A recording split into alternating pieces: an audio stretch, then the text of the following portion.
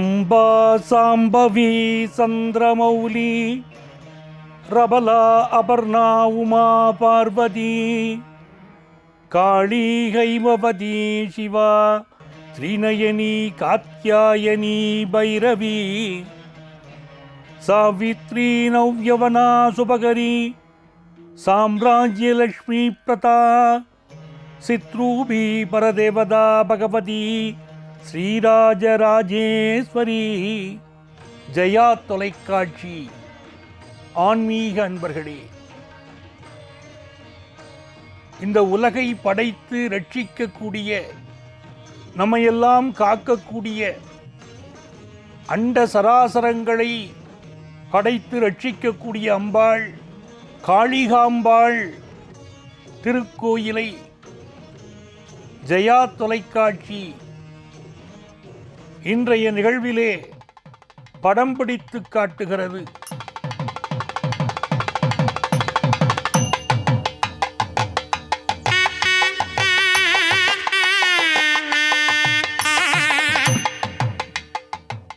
புண்ணிய பூமியாம் தமிழகம், இதன் அழகான தலைநகராம் சென்னை,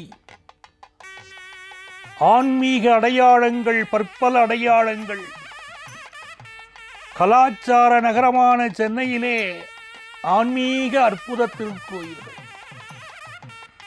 மனிதன் வாழ்க்கையிலே உய்ய வேண்டும் என்று சொன்னால் அந்த மனிதனுக்கு தெய்வ நம்பிக்கை வேண்டும். எது வந்தாலும் அந்த தெய்வம் என்னை காப்பாற்றும் என்ற நம்பிக்கையோடு யார் செயல்படுகிறார்களோ அவர்கள் வாழ்க்கையிலே எல்லா நலத்தையும் பெறுகிறார்கள். அப்படி சென்னை என்ற இந்த புண்ணிய பூமியிலே ஆன்மீக அடையாளங்களில் ஒன்றாக திகழ்கிறது அருள்மிகு காளிகாம்பாள் திருக்கோயில். அந்த திருக்கோயிலைத்தான் இன்றைய அருள் நேரம் நிகழ்ச்சியிலே நாம் தரிசிக்கப் போகிறோம்.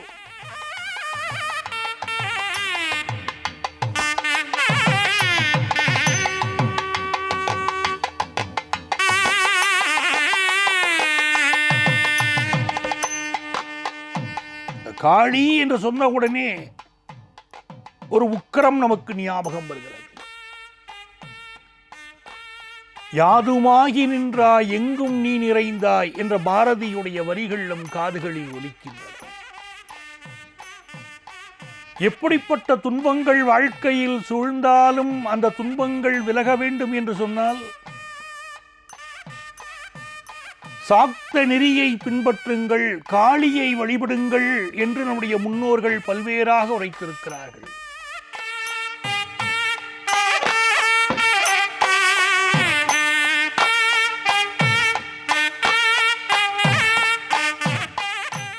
காளிகாம்பாளுடைய அனுக்கிரகத்தினாலே வாழ்க்கையிலே ஜெயித்தவர்கள் பலர்.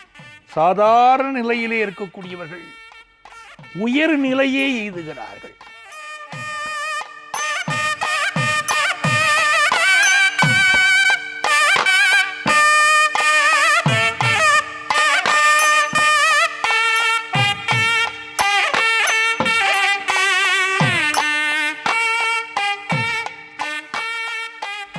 சென்னை பாரிமுனை பகுதியிலே குறுகலான தம்புச்செட்டி தெரு. அந்த குறுகலான இடத்திலே மிக விசாலமான மனதோடு அம்பாள் காட்சி அளிக்கிறாள். ஒரு புராதான கோயில், காளிகாம்பாள் திருக்கோயில். அம்பாள் பெயரிலே பிரசித்தி பெற்றிருக்கக்கூடிய திருத்தலம் இந்த திருத்தலம். இதில் கமடேஸ்வரர் மூல இறைவனாக திகழ்கிறார். ஸ்தல விருட்சம் மாமரம். பரதபுரி, ஸ்வர்ணபுரி என்ற புராண பெயர்களும் இதற்கு உண்டு. இந்த திருக்கோயில் எங்கே இருந்திருக்கிறது என்று நாம் பார்க்கிறோம். இன்றைக்கு தம்புச்செட்டி தெருவிலே நாம் அடையாளம் காண்கிறோம். ஆனால் ஆரம்ப காலத்திலே இந்த திருக்கோயில் கடற்கரையோரம் அமைந்திருக்கிறது. அங்கு வசித்த மீனவர்கள் இந்த அம்மனுக்கு செந்தூரம் சார்த்தி வழிபட்டு வந்தார்களாம். அதன் காரணமாகத்தான் அவளுக்கு சென்னம்மன் என்ற ஒரு பெயர் இருந்ததாகவும் அந்த திருநாமத்திலேயே அவள் வழங்கப்பட்டு வந்ததாகவும் சொல்கிறார்கள். அந்த சென்னம்மன் என்ற பெயர்தான் பிற்காலத்திலே சென்னை என்று மருவியதாக சொல்கிறார்கள்.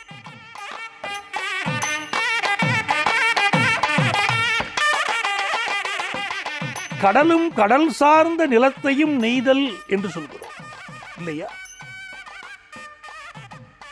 கடலோரத்தில் இந்த அம்பாள் காட்சி தருகிறாள், அருள் வாரிப்பதால் நெய்தல் நில காமாட்சி என்று காளிகாம்பாள் அன்போடு அழைக்கப்படுகிறாள்.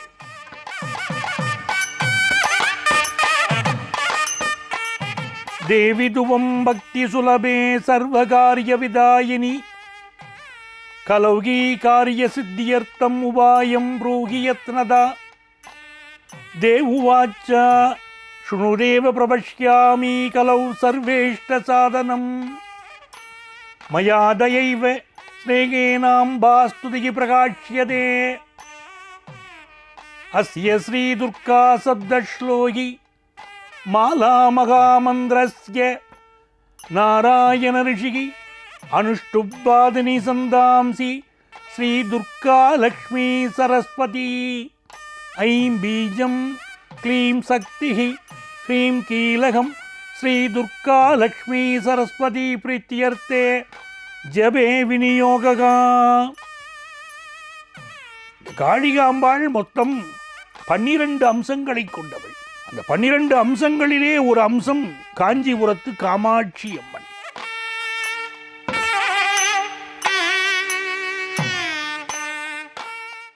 காளிகாம்பாள் ஆலயம் எப்பொழுது கட்டப்பட்டதுன்னா 3000 ஆண்டுகள் பழமையான திருக்கோயில்.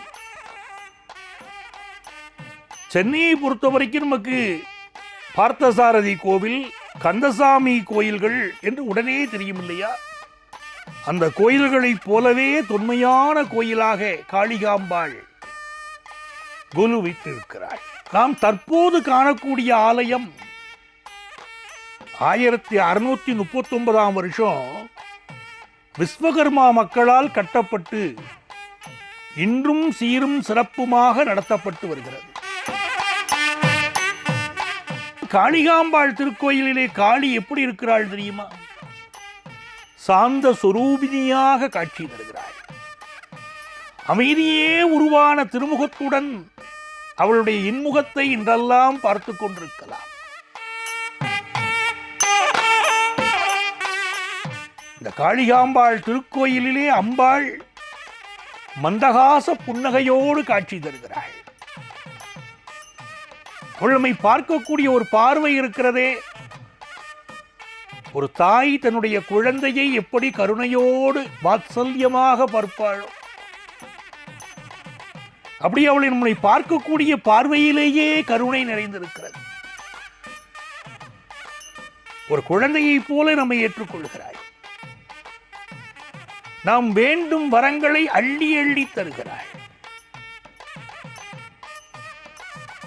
மற்ற கோயில்களுக்கு செல்கிற போது கூட ஒரு வேண்டுதல் நமக்கு இருக்குமானால் முதலிலே அந்த வேண்டுதலை காணிக்கையை நிறைவேற்றிவிட்டு எனக்கு இது நீ வேண்டித்தா என்று கேட்போம். இந்த காளிகாம்பாள் திருக்கோயிலை பற்றி ஒரு அற்புத செய்தியை அன்பர் ஒருவர் சொன்னார். இந்த காளிகாம்பாள் திருக்கோயிலிலே முதலிலே உங்கள் கோரிக்கையை வையுங்கள், காரியம் நிறைவேறியவுடன் உங்களுடைய பிரார்த்தனையை செய்யுங்கள். அவ்வளவு அற்புதமாக எந்த ஒரு காரியத்தையும் வெற்றிகரமாக நடத்தி கொடுக்கக்கூடியவள் என்று இந்த காளிகாம்பாள் புகழ் பாடப்படுகிறது.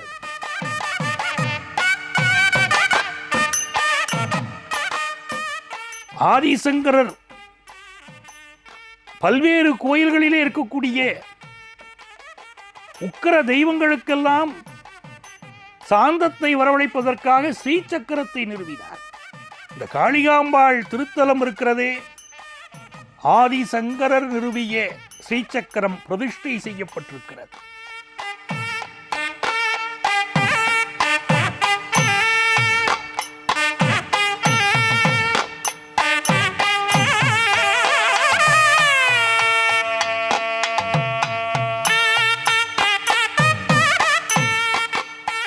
அம்பாள் ஸ்ரீசக்கர நாயகியாக திகழ்கிறார். நமக்கு தெரியும், உலகோர் அனைவருக்கும் புரியும், ஒரு திருக்கோயிலிலே ஸ்ரீசக்கரம் அங்கே பிரதிஷ்டை செய்யப்பட்டிருந்தால் பக்தர்களுடைய நியாயமான வேண்டுதல்கள் நிறைவேறும் என்று தெரியும். அப்படி இஷ்டகாமியம் நிறைவேறுவதற்கு காளிகாம்பாளை வழிபடலாம்.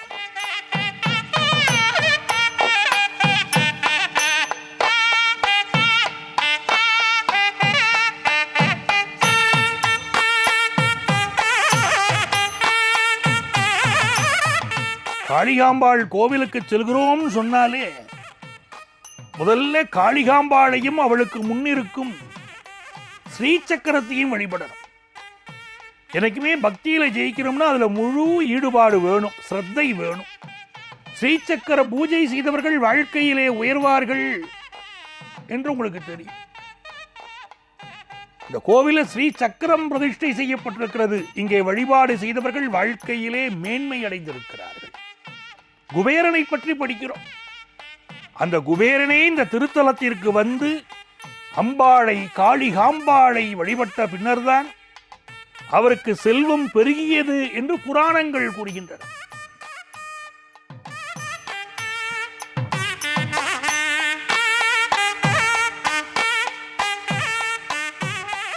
யாரெல்லாம் செல்வ மழையிலே நனைய விரும்புகிறீர்களோ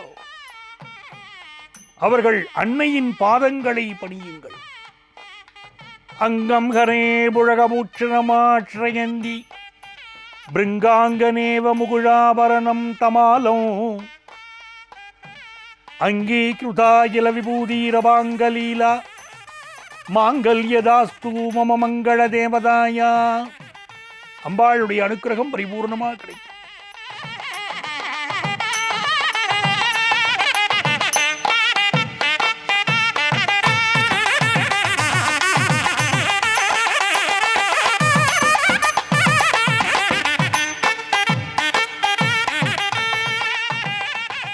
மறுபிறவி இல்லாத ஒரு நல்ல வாழ்க்கை வேண்டும், முக்தி வேண்டும் என்று விரும்பக்கூடியவர்கள் இந்த காளிகாம்பாள் கோவிலிலே மனதார வேண்டணும். குங்கும பிரசாதம் பெறணும். பூமிதனில் வாழும்போது ஒரு சுகமான வாழ்க்கை, மேன்மை வேண்டி அவளிடம் வேண்டியதெல்லாம் நாம் எய்தலாம். அப்படிப்பட்ட அற்புதமான கோயில் அம்பிகை. அப்படின்னு சொன்னாலே மங்களம்னு அர்த்தம். இந்த அண்டத்தை காத்தருளும் அன்னையுடைய திருமேனியில் இருந்து தோன்றியதுதான் மஞ்சள். அந்த மஞ்சளில் இருந்து தோன்றியதுதான் குங்குமம். அம்பிகையுடைய அருட்பிரசாதமான இந்த குங்குமத்தில் அன்னை அவளுடைய துவார சக்திகளான ஜெயா, விஜயா ஆகியோர்கள் இருப்பதாக ஐதீகம். ஆகவே காளிகாம்பாள் திருக்கோவிலுக்கு போகிறீர்கள் என்று சொன்னால் முதல்ல அம்பாளை தரிசிக்கணும், ஸ்ரீசக்கரத்தை தரிசிக்கணும். அதற்கு பிறகு அவருடைய அருள் பிரசாதமான குங்குமத்தை பயபக்தியோடு பெற்று நெற்றியிலே இட்டுக்கொள்ள வேண்டும்.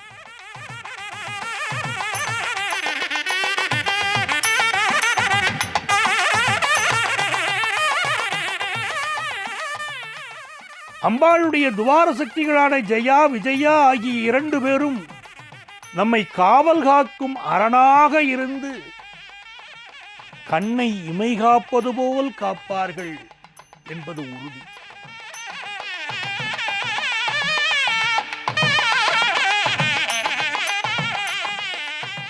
நம்முடைய வரலாற்று விஷயங்களை நினைத்து பார்க்கிற போது மாமன்னர் சத்ரபதி சிவாஜி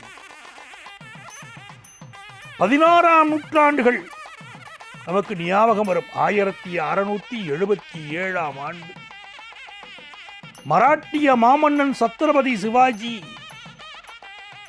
அன்னை காளிகாம்பாளை வழிபட்ட பின்னரே தன்னை சத்திரபதியாக முடிசூட்டிக் கொண்டார் என்கிறது வரலாறு.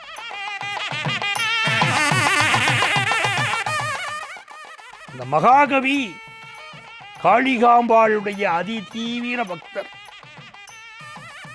சுதேசமித்திரன் பத்திரிகையிலே பாரதியார் பணியாற்றியிருந்தார், பிராட்வேல தங்கியிருந்தார். அப்போ அடிக்கடி அவர் இந்த கோவிலுக்கு வழிபட வருவார். ஒரு அருமையான பாடல். இந்த பாடலை நினைத்தவுடனே அம்பாளுடைய அருட்கடாட்சம் கிடைக்கும். இந்த துர்க்கையுடைய பாடல்களை படிக்க வேண்டும் என்று எனக்கு உந்துதல் வந்த காலத்திலே இந்த பாரதியாருடைய இந்த பாடல்தான் எனக்கு மிகப்பெரிய எண்ணத்தை கொடுத்தது. துர்க்கையுடைய அம்சங்களை புரிய வைத்தது. அப்படி அற்புதமான பாடல் அது பாரதியாருடைய பாடல். யாதுமாகி நின்றாய் காளி எங்கும் நீ நிறைந்தாய், தீது நன்மையெல்லாம் நின்றன் செயல்களன்றி இல்லை, போதும் இந்த மாந்தர் வாழும் பொய்மை வாழ்க்கையெல்லாம் ஆதிசக்தி தாயே என் மீது அருள் புரிந்து காப்பாய் என்று மகாகவி பாரதியாருடைய வரிகள் இந்த காளிகாம்பாளை வேண்டிதான் எழுதப்பட்டதாக கூறப்படுகிறது.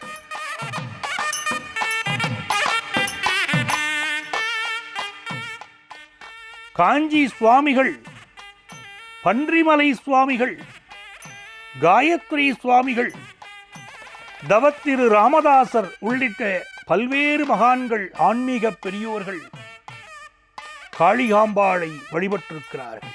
இந்த கோவில் எப்படி இருக்கு அப்படின்னு பார்த்தோம்னா, ஆலயம் கிழக்கு நோக்கி இருக்கிறது, காளிகாம்பாள் மேற்கு நோக்கி விட்டிருக்கிறாள்.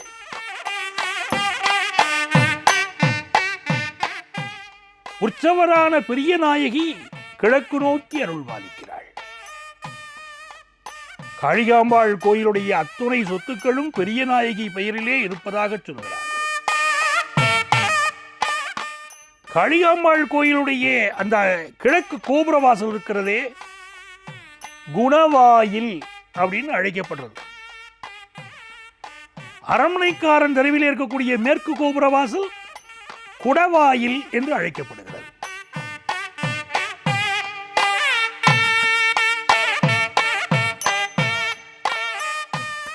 இந்த தலத்திற்குள்ளே செல்கிறோம். 2 பிராகாரங்கள். உள் பிராகாரத்திலே அருணாச்சலேஸ்வரர், நவக்கிரகங்கள், வள்ளி தெய்வானை சமேத முருகப்பெருமான், ஸ்ரீ வீர பகாமங்கர், அவர் சீடர் சித்தையா, ஸ்ரீ கமடேஸ்வரர், ஸ்ரீ துர்கா, ஸ்ரீ சண்டிகேஸ்வரர், பைரவர், பிரம்மா, சூரிய சந்திரர்கள் உள்ளனர்.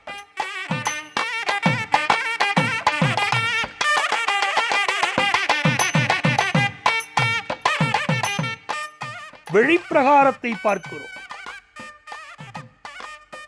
சித்தி விநாயகர் இருக்கிறார்.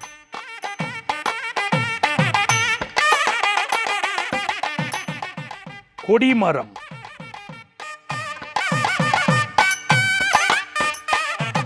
வடகதிர்காம முருகன்,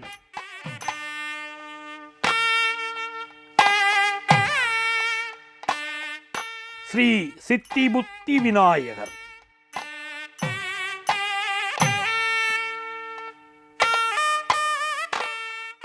ஸ்ரீ துர்கா,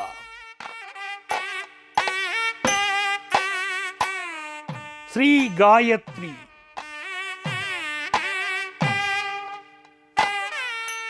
ஸ்ரீ நடராசர், ஸ்ரீ மகாமேரு,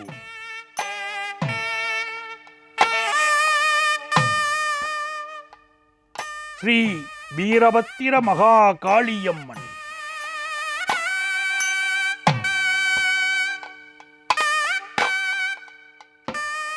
ஸ்ரீ நாகேந்திரர், ஸ்ரீ விஸ்வபிரம்மா, சன்னதிகள் அமைந்திருக்கின்றன. இந்த தலத்திலே வழிபட்டால் காஞ்சிபுரம் காமாட்சி அம்மனையும் திரு அண்ணாமலை அருணாச்சலேஸ்வரரையும் வழிபட்ட பலன் கிடைக்கும் என்பது ஐதீகம்.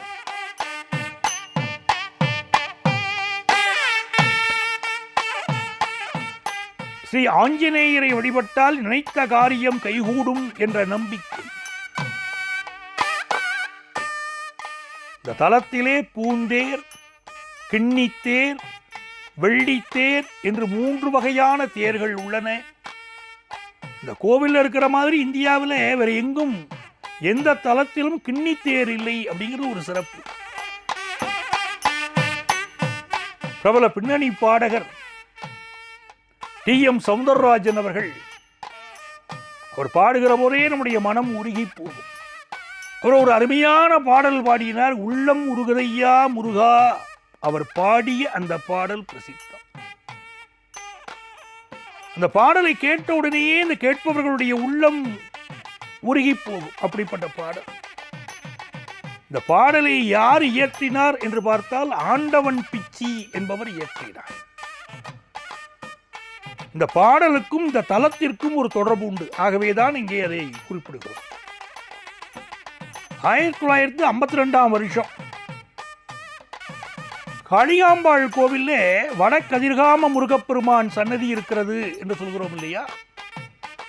அந்த சன்னதி முன்பு அமர்ந்துதான் ஆண்டவன் பிச்சி அவர்கள் இந்த பாடலை பாடினார். உள்ளம் உருகுதையா முருகா உன்னெழில் காண்கையிலே என்று பாடினார் என்பது இந்த தலத்துடைய கூடுதல் சிறப்பு. இந்த பாடலைத்தான் பிற்காலத்திலே டி.எம். சௌந்தரராஜன் அவர்கள் பாடி நம்முடைய இதயங்களில் அந்த பாடல் இன்றளவும் இனித்துக் கொண்டிருக்கிறது.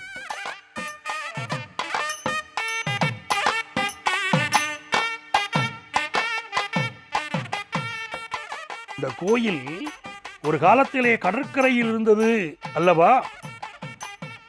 அப்போது காளிகாம்பாள் மிகவும் உக்கிரமானவளாக இருந்ததாகவும் தம்புச்சட்டி தெருவுக்கு மாறிய பிறகு சாந்தமாகிவிட்டதாகவும் சொல்கிறார்கள். ஆதிசங்கரருடைய வருகையும் இதையும் நாம் இணைத்து பார்க்க வேண்டும். பல்வேறு திருத்தலங்களிலே அமைதி கவிழுமாறு அம்பிகை சொரூபத்திலே நிலைநிறுத்த செய்தவர் ஆதிசங்கரர். ஸ்ரீசக்கரத்தை பல திருக்கோயில்களில் நிறுவியவர் என்பதை மனதிலே கொள்ள வேண்டும். மச்ச புராணம், வாமன புராணம், கூர்ம புராணம், லிங்க புராணம், பவிஷ்ய புராணம் ஆகிய புராணங்களில் இந்த கோயில் பற்றி குறிப்புகள் உள்ளன. புராணங்கள்ல இந்த தலத்துக்கு சொர்ணபுரி, பரதபுரி என்ற பெயர் குறிப்பிடப்படுகிறது.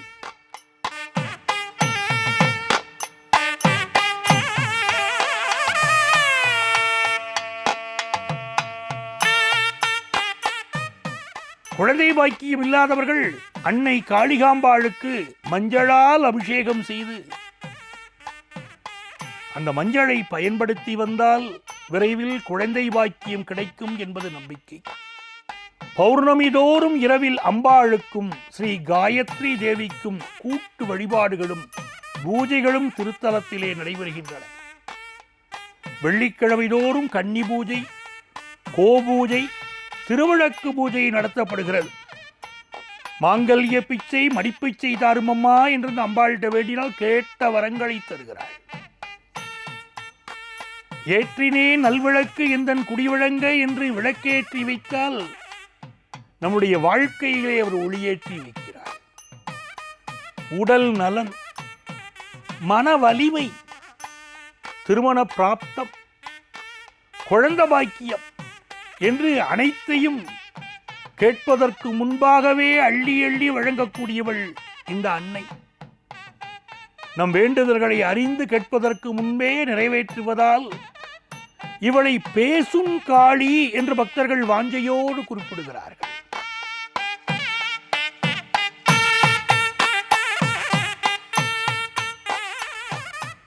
இந்த காளிகாம்பாளை வணங்குபவர்களுக்கு வாழ்க்கையில என்ன காரியங்கள் தடப்பட்டிருந்தாலும் அந்த தடைகள் விலகி காரியங்கள் நிறைவேறும். ஒரு பட்டத்தை இழந்து விட்டேன், பதவியை இழந்து விட்டேன் என்று தடுமாறக்கூடியவர்கள்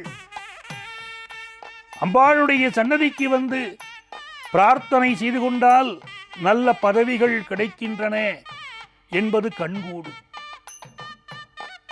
மகாலட்சுமியை ஒரு கண்ணாகவும் சரஸ்வதி தேவியை இன்னொரு கண்ணாகவும் கொண்டு காளிகாம்பாள் வீற்றிருக்கிறாள். தனம், தானிய லாபம், கல்வி, ஞான செல்வங்கள் இனிவரும் நாட்களில் நமக்கு அள்ளி அள்ளி தரப்போகிறாள் காளிகாம்பாள்.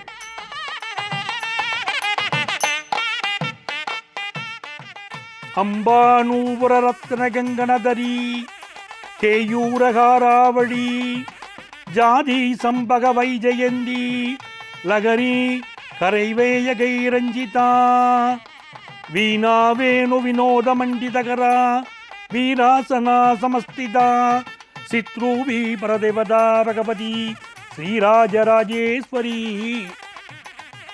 காளிகாம்பாளுடைய அருட்பிரசாதம் தங்கள் இல்லங்களில் நிறைந்து நீங்கள் வேண்டுவன வேண்டியபடி சித்திக்க ஜெயா தொலைக்காட்சி இந்த அற்புத நிகழ்வை அருள் நேரம் நிகழ்ச்சியிலே உங்களுக்கு படம் பிடித்து காட்டியிருக்கிறது. நங்கநல்லூர் பஞ்சநாதனாகிய அடியேன் உங்களுக்கு திருக்கோயிலுடைய பெருமையை எடுத்துச் சொல்லும் பாக்கியத்தை பெற்றமைக்காக மகிழ்கிறேன். சர்வஜன சுகினோ பவந்து.